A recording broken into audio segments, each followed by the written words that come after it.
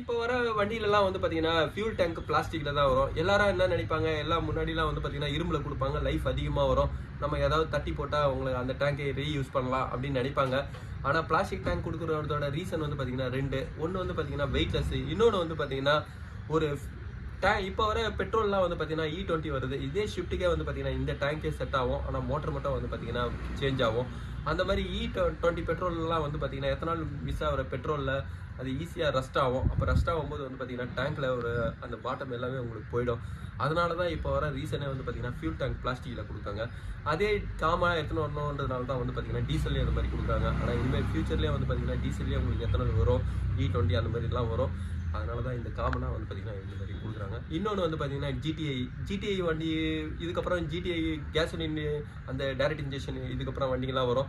அதோட ஃபியூல் டேங்காக வந்து பார்த்தீங்கன்னா பிளாஸ்டிக்கில் தான் வரும். அது மாதிரி கொடுக்கும்போது வந்து பார்த்தீங்கன்னா ரஸ்ட் ஆகாமல் இருக்கும்.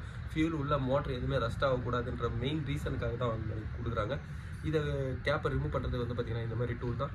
கேப்பை ரிமூவ் பண்ணுறேன்.